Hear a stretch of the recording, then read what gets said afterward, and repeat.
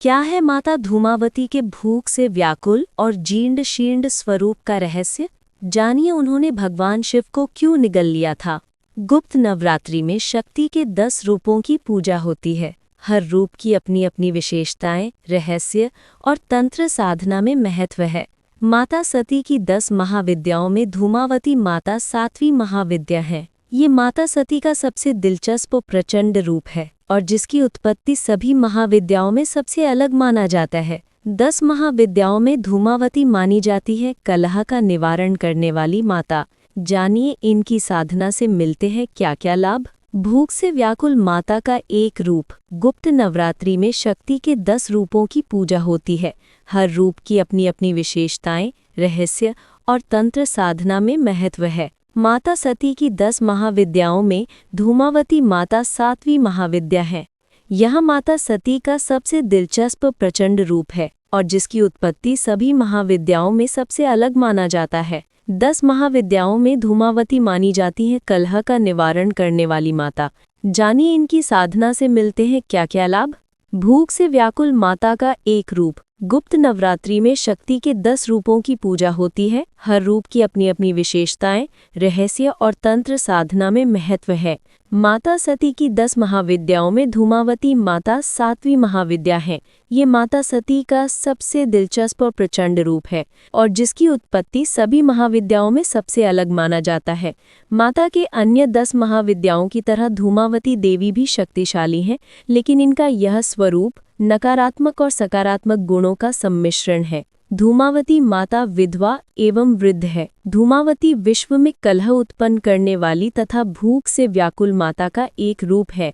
माता के इस रूप को अनिष्ट और दुर्भाग्य के रूप में देखा गया है, क्योंकि इनकी उत्पत्ति ही ऐसी विषम परिस्थिति में हुई है जहां कोई भी स्त्री करुणा की जगह क्रोध तथा विनाश और सौम्यता की जगह प्रचंडता का रूप धारण कर लेगी।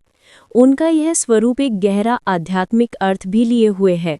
धूमावती माता की उत्पत्ति का रहस्य। पौराणिक कथा के अनुसार जब माता सती अपने पिता द्वारा भगवान शिव के अपमान को सहन नहीं कर पाईं और अग्निकुंड में प्रवेश कर सती हो गईं, तो उनके अस्तित्व के रूप में सिर्फ धुआं ही बचा था। इसीलिए इन्हें धूमावती कहा गया। धूमावती माता ने जब यह रूप धरा तो वो दुख, विषाद, पीड़ा इत्यादि से संतप्त थीं और यही कारण है कि इस रूप में माता रानी के मुख पर बेचैनी, व्याकुलता, दरिद्रता, संशय, तड़प, थकान इत्यादि एक साथ प्रदर्शित होते हैं। धूमावती अकेली हैं, शिव विहीन हैं और श्रृंगार रहित भी। धूमावती माता ने भगवान शिव को क्यों निगल लिया था? मान्यताओं के अनुसार एक बार जब माता पार्वती को तीव्र भूख लगी तो उन्होंने भगवान शिव से भोजन मांगा, लेकिन कैलाश पर भोजन उपलब्ध नहीं होने के कारण भगवान शिव जी ने उन्हें कुछ समय प्रतीक्षा करने को कहा। माता पार्वती ने कुछ समय तक प्रतीक्षा करती रहीं, लेकिन कुछ देर बाद उनकी भूख इतनी बेकाबू हो गई कि व्याकुलता में उन्होंने भगवान शिव को ही निगल लिया।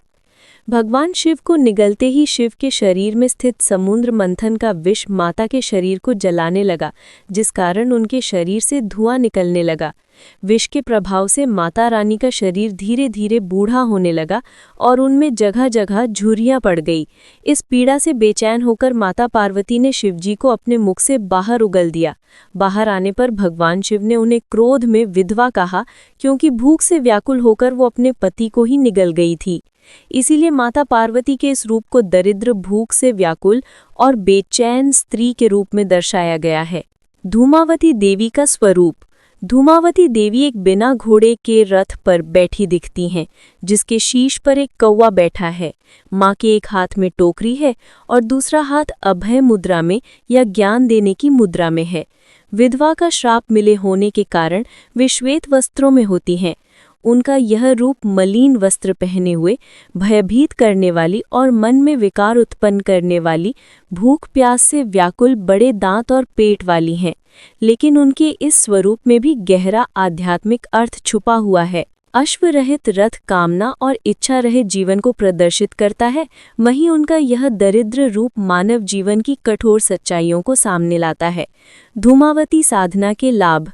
धूमावती माता का स्वरूप भले ही नकारात्मक है, लेकिन इनकी पूजा करने से मनुष्य के संकटों का हरण होता है, अभाव दूर होता है।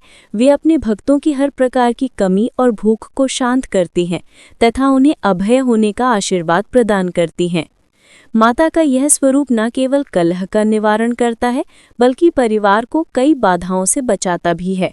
सुहागन महिलाओं को इनकी पूजन न करने की सलाह दी जाती है।